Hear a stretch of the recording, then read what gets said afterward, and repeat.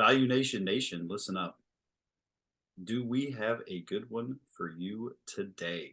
Another special guest episode because we can't do this by ourselves. We're not good enough. But no, sit back, relax. This is going to be a good one. Charlie, let's roll.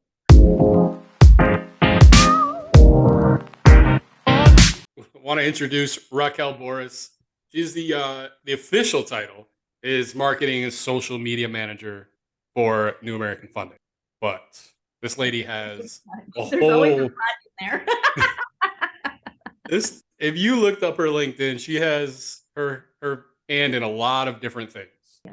A lot of different things. I don't know how there's enough hours in the day for all it looks like all the things you have to do. You just said it looks like. Oh, okay. It's Already an learning illusion. something. It's an illusion. It is an illusion.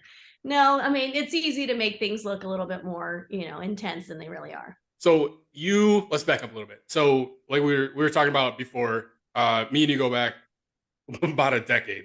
Yeah. In Northern Virginia, right? Mm-hmm. And you worked for a couple of big names in the area from a mortgage standpoint, Mm-hmm. from a loan officer kind of director, right? Business development. Well, I started out client relations manager, then on to business development in the multicultural lending part, and then brand manager. So I've evolved. Yeah. No, but that's great. Like you kind of have to, and that's like what we're doing here. Like we're an AMC that's trying to evolve and put something else out there from a content standpoint. So we said, you know what? Me and this guy don't have a problem being on camera. All right, so you're back home, right, in SoCal. I'm back in San Diego where I was born and raised. Yeah. Where it all started. Where it all started. I'm sure you're doing great. Like, and you have are both of your kids in school out there? So my son's finishing up at Virginia Tech. Oh, he stayed at Tech. The reason why I was able to come back here was because my daughter actually just completed her first year at University of Arizona. So Tucson's about a 6-hour drive each way for me. So as soon as she decided on U of A, I was like, perfect. Now I can be back here and be close to her. And she loves it. She loves that she has me close by. And so it worked out perfectly. We kind of like, divide and conquer with my ex and I, because my ex and my son are like our besties. So it's perfect. So it's perfect. Yeah. So your daughter still likes you though. But you probably went through that phase, right, where you guys were butting heads. You know what? Oddly enough, my daughter and I have always had a solid relationship, always. And if anything, it's getting better and better. Like I was actually just doing a video for my LinkedIn because she called me this morning.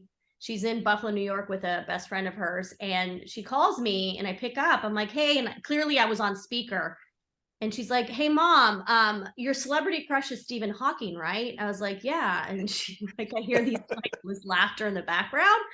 And they're like, oh, see, I told you guys. I'm sitting there thinking, first of all, why the hell were they talking about my celebrity crushes? And second of all, like, okay, I'm glad that she felt that, so she'll FaceTime me all the time for like the littlest things. And so we've gotten closer. So there's hope. Like I tell people that just because you have a daughter doesn't mean that there has to be conflict there, or she's going to go through her, years of, hormonal imbalance and she's going to be a total biatch. Like, no, like she'll have her moments, but she recognizes it. And then just like a little bit later, she'll be like, mom, I'm so sorry for being, sassy. Like, Are you living it? I'm slowly raising my hands as you're talking. Like, oh my God, I'm going through hell right now. It's really? Well, Mike, I'll tell you this. And this is one of my passion projects, is really bridging that generational gap between us and their kids, and that parenting aspect, because I feel that it was a learning curve. I'll be honest, but my ex and I, even though we've been divorced for almost 14 years, we've managed to really raise like 2 solid kids. And I think our parenting style has been, a little bit different, where I really truly believe it's like okay to be very vulnerable and transparent with your child about like your struggles and about how parenting's really hard for you too, and how the reason why you're reacting a certain way or doing things in a certain way is because of your own trauma and your own childhood crap. And the more I open up about that, the more respect they have for me and the more they trust me. And then that communication is open. And so so that's part of my kind of thing that I'm doing on the side, is I truly believe that we have to change the way we parent because of social media and technology and the way our kids are growing up and the way their brains are wired. And so for me, it's like, I love talking about that. I really do. Yeah. Because I truly believe that it makes a difference with our kids, like how they show up in the world, right? Is how we parent and how we have our own relationship with 1,000%. And we're kind of in a similar situation. We've been split since Grace was 1. But we got a great relationship. I go to the gym with her husband, with Grace's stepdad, all the time. Like him and I live together. So that's been pretty cool. And I struggle a little bit with my dad temper from time to time. I let things get me a little too upset and I raise my voice, and she doesn't do well with it. But I have done, it was one of those things, like my parents didn't do this with me. It was always, the old school way, because I said so. Or I'm the I yelled parent, at, because I said so. So normally when I cool off, I'll go in and sit down, talk with her and explain, like, I shouldn't have overreacted like I did, but this is why I did, because this upset me for this reason, blah, blah, blah. So I always try to give her like a calm down explanation afterwards, so she understood where I was coming from. And I explained, like, I didn't react well. Don't treat future, instances yourself like I just did. I'm trying to be better on it. I'm trying to work on being more level-headed when something like that comes up, but this is why I did what I did, and I apologize for overreacting, or something. I love that. And a lot of people would be like, oh my gosh, you're caving into your child and letting them be that. No, it's, once again, it's we can't fault them either for the way that they're being brought up. Like, it's our fault. We have to hold ourselves accountable. We're the ones that are creating all these, social media platforms, all this stuff that's happening. Like, we're the ones doing it. So we can't sit there and be like, like pointing our finger saying they're the ones that are doing everything wrong. So yeah, it's definitely, I feel like the more people that can really look at the relationship with the kids a little bit differently, the better we'll just be in the future. Because right now it's just all a freaking mess. It's a freaking mess. So when I was combing your LinkedIn, looking for like the dates and stuff like that you were jumping into some of these. Yeah. And the Wikipedia. Don't forget about the Wikipedia. We do our research here. So like you talk about passion projects, and obviously you have a few the things you've been working on. It seems like you really, and maybe you've always had it, but you started putting it out there more like right around COVID, right? Is that kind of right, the timeline? Yeah, and the only reason why I was able to do that, Charlie, is because I went out on my own right before COVID. So I left the mortgage industry. I was like, screw this. And I was like, I want to be able to work with people outside of the mortgage industry, because keeping it real, it's still a struggle having loan officers and having them understand like how important social media is, and to be on there and to be utilizing it as a tool. And so for me, I had enough people reaching out to me on the side saying, hey, can you help us with branding? Can you, all this? So I was like, okay, you know what? I'm going to have my own little branding consulting firm. So I started True to You Branding January of 2020.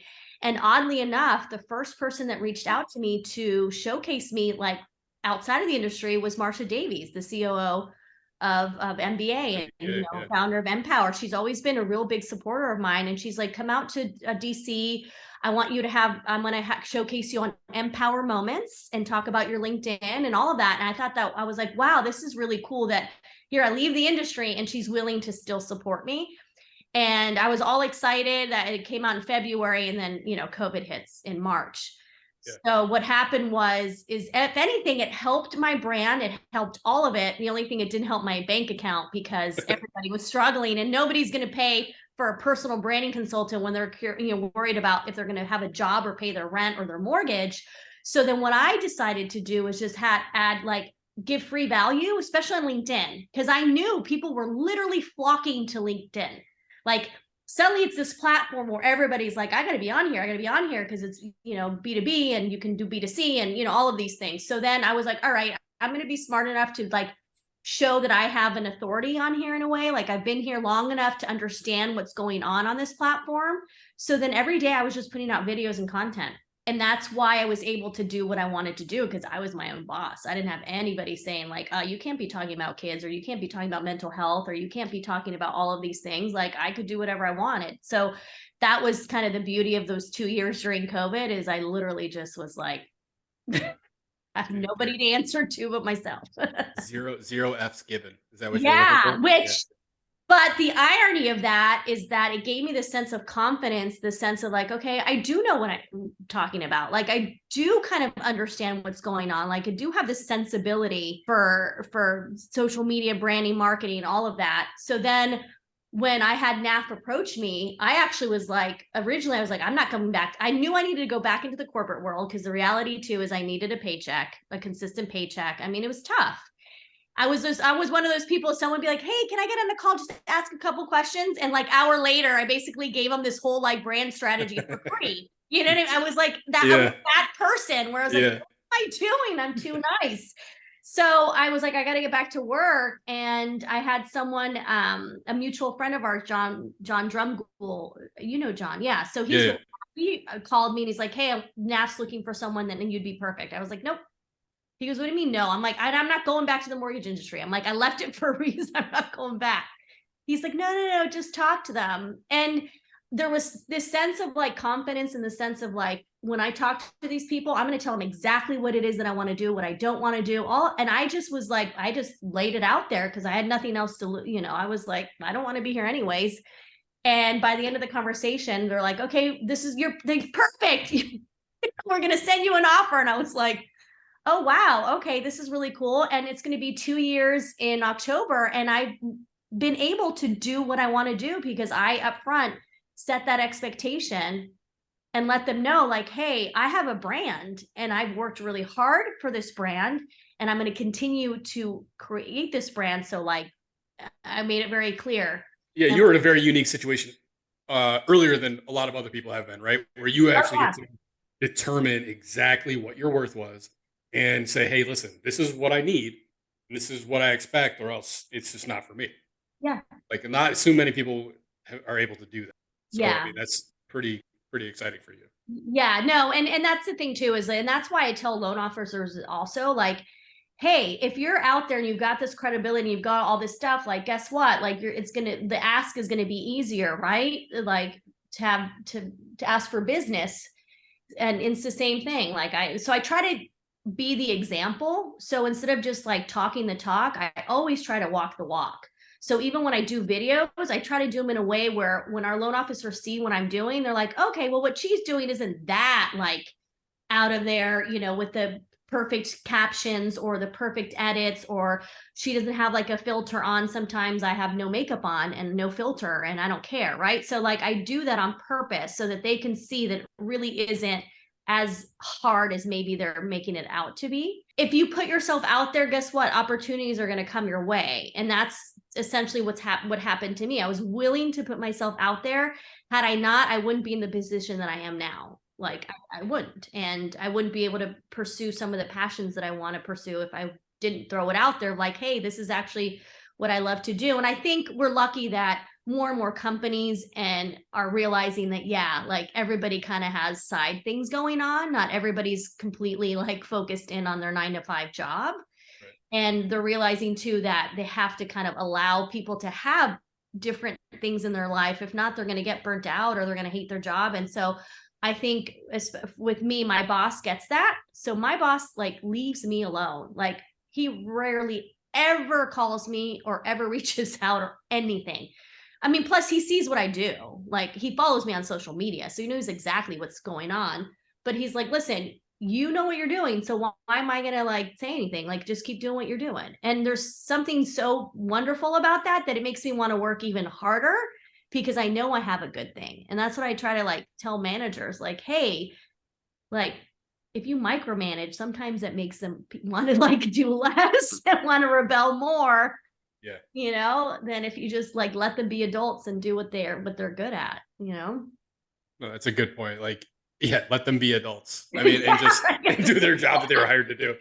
I wish there were more people like that. Like I've had plenty of bosses in and out of the mortgage business that are like literally give me what you're doing on the hour every day. Oh, I there was one mortgage company that I had to have an Excel spreadsheet of when I would go to a networking event because they didn't get why I was going to so many events. So they were like, okay. And a lot of them were outside of work because they were in the evening, right? And so it was my own time, but they were like, it got to the point where they're like, okay, tell us exactly like who you're meeting, what company, what it led to, when you follow up, like all these things, right? And as soon as they started having me do that, I was like, all right, they clearly don't understand what it is that I'm doing and what it is I'm trying to accomplish here, like build relationships. And if anything, I ended up obviously leaving, and years later, actually, one of the owners of the company reached out to me via Instagram and actually congratulated me on my brand and how well I was doing. And he was one of the ones that made fun of me the most for going to conferences and networking events. He didn't understand.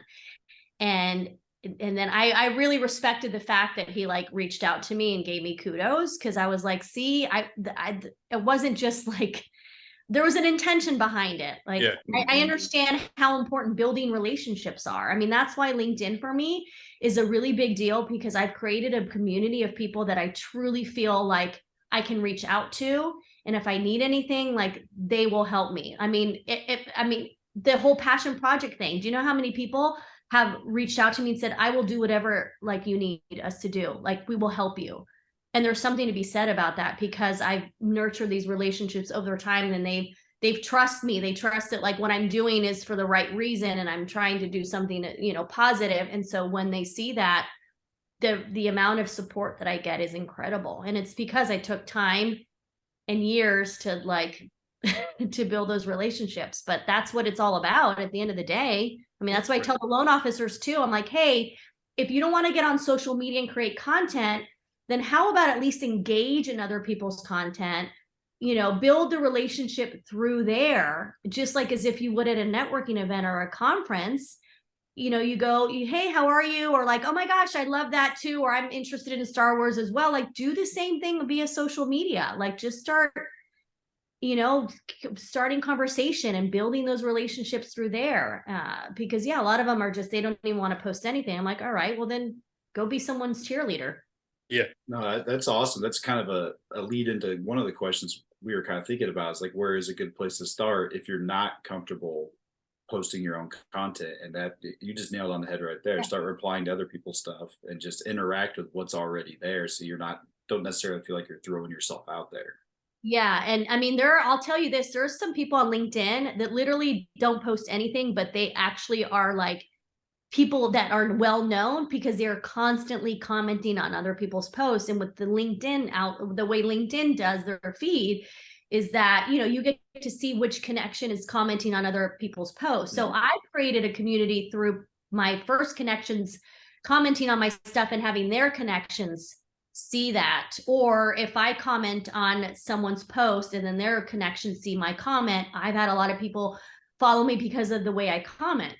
Because, I'm kind of a smart ass. It's my personality, funny. That's how I comment. I take the time to like try to do something, witty when I comment. So a lot of it is through there that I've met through people, is those comments. And not only that, I've had people that have really been some of my biggest supporters through the comments. And I'll make it a point to go into the DMs and message them like either an audio, or I'll send them a video just to thank them. Like, hey, I just, like, I see what how you're supporting me, and I really appreciate it. And if there's anything I can do. And it's like that whole like Taylor Swift kind of phenomenon where you really create these fans. You create people that really are going to follow you for life. And that's what's happened with me, that I have people that have been following me for years. And it doesn't matter what I do. It doesn't matter if I left the industry, came back into the industry. A lot of them have nothing to do with the mortgage industry. It's because I created this sense of like, I appreciate them, so they appreciate me more. It's just, there's something to be said about that. And once again, I understand it takes time and energy, but look at Taylor Swift. I mean, everybody talks about her fan base and about her marketing and all of that. And a lot of it's because she's creating these true super fans that like at some point feel like they're your family and they're your friends. Like, I have people that I've never met and they think that of me of like their best friend. That's a good point. That's a good point. That's a great point. People spend more time on social media than they do face-to-face interaction half the time these days. Absolutely. Like it boggles my mind how many people really look at me as like a true friend of theirs, and I've never met them. Well, you also don't charge $1,000 for a concert ticket, so Not yet. Not yet. Not yet.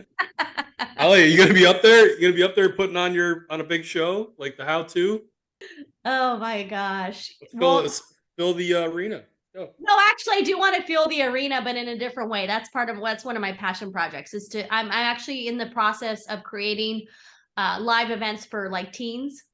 Is that the is that the Rock Vision thing you were working on? No, Rock Vision was an actual social media platform. So this is more of like Rock the Boat. So with Rock the Boat, I'm having all these conversations with kids. I have 67 conversations already. So through that, I realized that, obviously we're all back at school. We're all back in the real world. No one's doing the Zoom thing anymore. So I'm like, I got to take it live. How am I going to do it live in a way that it's more just about the kids? And so then that's what I'm going to be doing is I'm going to focus on 13 to 17. I think I'm focusing more at like at-risk youth. And I want to provide some resources from the community there, have people in the community involved. I want to have financial literacy. I already have a guy that speaks to high schoolers. He's already willing to do something, maybe do some fun projects, have music.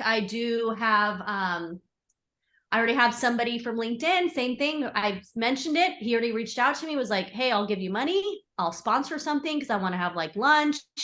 And I want to do something to that where it's like duplicated in different communities all around the country, all around the world. So that's like what I'm focusing on right now is those live events. So yeah, at some point I do want to be able to fill, that's huge. I love that. That's super awesome. I'm starting here in my backyard here in San Diego, and the interest is incredible. Once again, it's because I've built these relationships in this community of people that as soon as I ask for help, they're like, all right, what can we do for you? Like there's something so cool about that.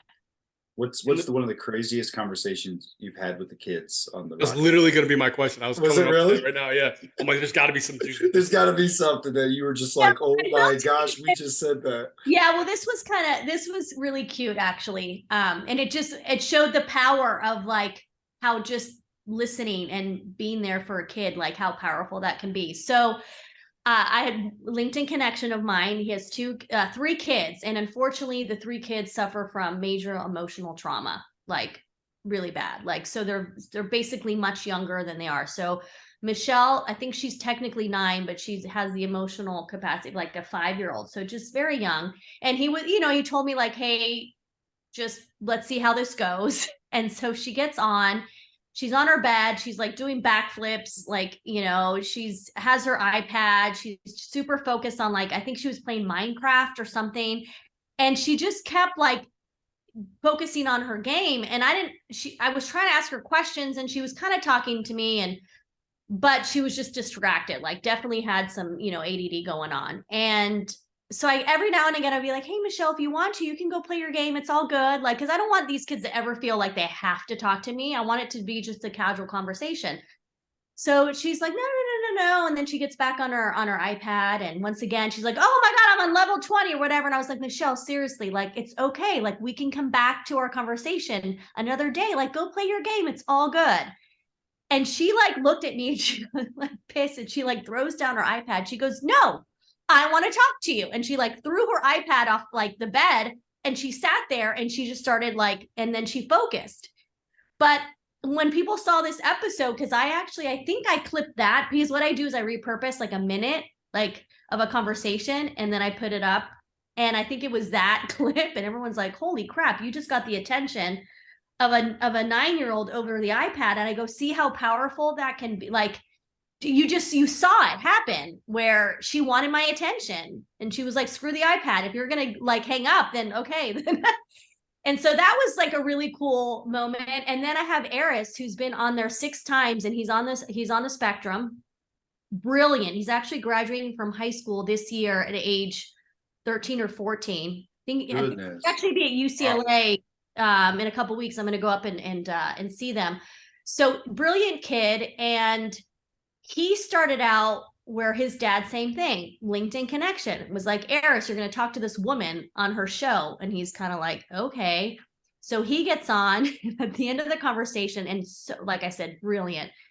His dad comes on and I was like, all right, Eris, well, I love that. If you're willing to like come back on, I love it. He's like, well, my dad made me do this. Cause they're super honest. Like, people on this, like that's what I love about him too. He goes, well, my dad made me do this. And I said, all right, Eris, well, we just talked about how you're trying to be an advocate for yourself and an advocate for other kids that have autism. So I'm going to give you this is your opportunity to advocate for yourself. So, and my feelings will not be hurt if you say no, but I would love to have you back on the show. And he goes, yeah, that was actually kind of fun. And fast forward, he's been on it 6 times. We've met in person 3 times. His mom and dad say that the show, him being on Rock the Boat, has been the best thing for him, better than therapy, better than the IEPs, better than anything, because of the social cues, the social skills, all of those things. And now he's like family, literally like family. Like he'll text me pictures of his dog. His dad will call me to check in on me.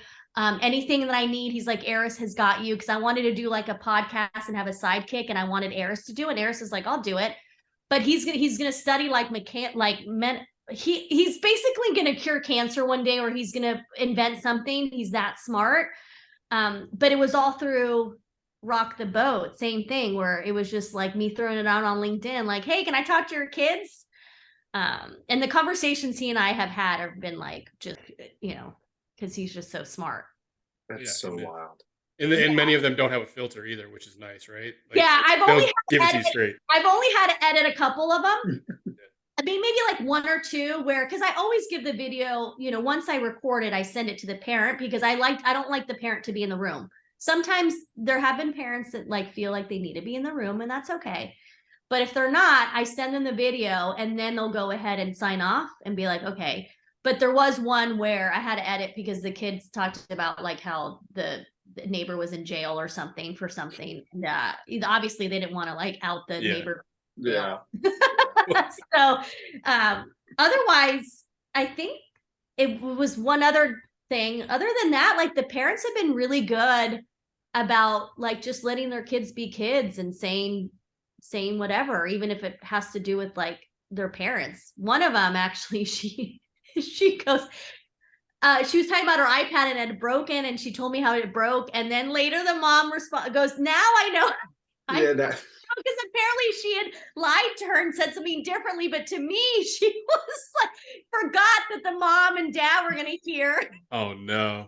And she didn't get upset. She's like, you know what? If anything, I didn't get upset.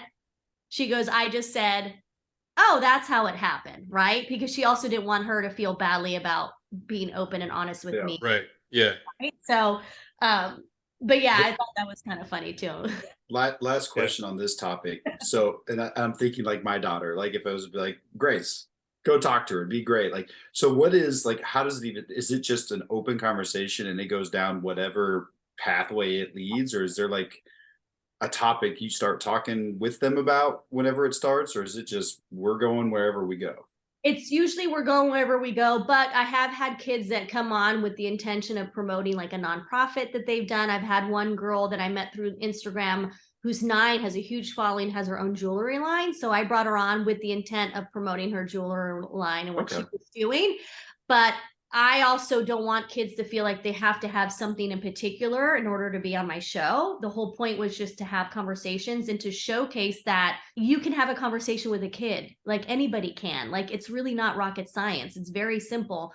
So once again, it's like just walking the walk. So there have been plenty of kids on there where they have no clue who I am. I don't even know who they are. Like, I know that they're the child of so-and-so and that they're age 10, but I don't really know much. So then what happens is I hit record and I just start asking questions. And then depending on how they answer, that's how the conversation goes.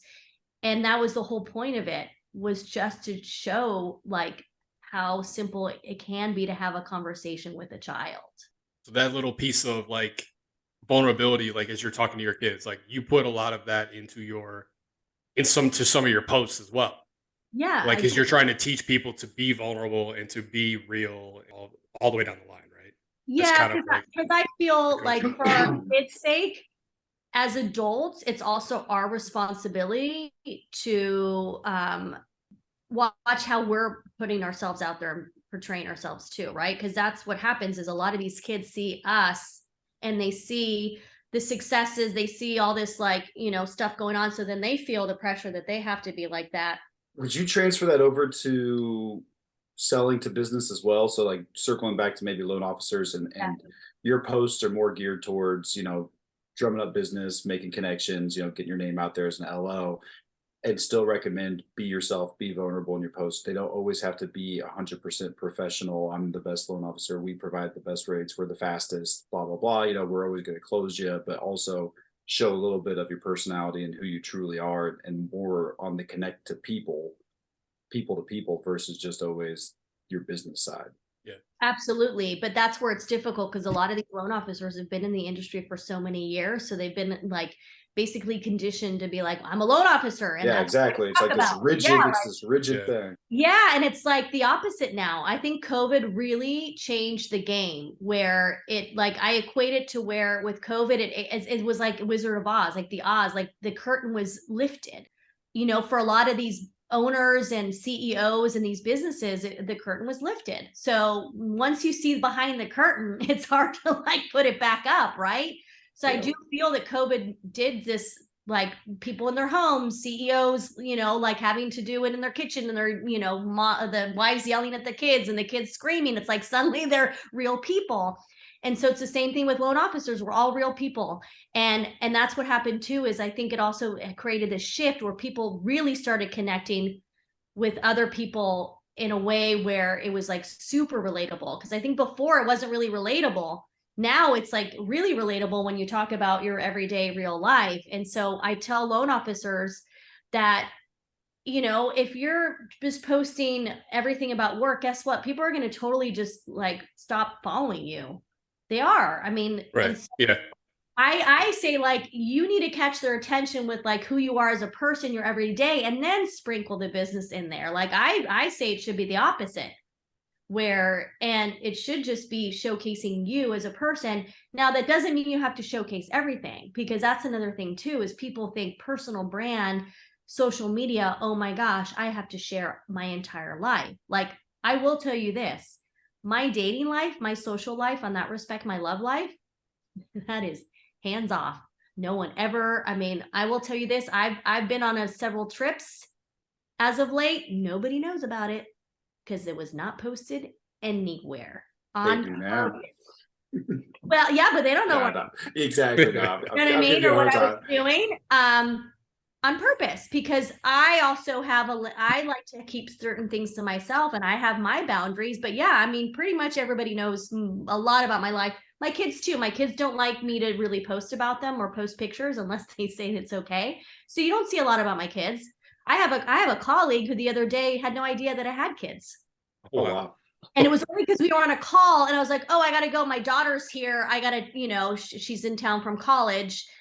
And she messaged me later, and she's like, I had no idea you had kids. I go, yeah, I have a 22-year-old son and a 19-year-old daughter.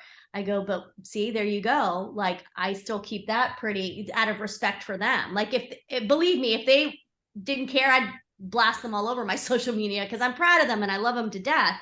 But because they don't want, they have their kind of like, okay, mom, I respect that. So yeah, you can still have your boundaries, and you can still have your privacy. It doesn't mean that everything has to be exposed. I think that's a great point. Great place to stop for today. This has been a fantastic first installment of Raquel Borras and all the things that she brings to the mortgage industry and social media and just overall mental health awareness. Stay tuned for the wrap up and episode 2 from Value Nation.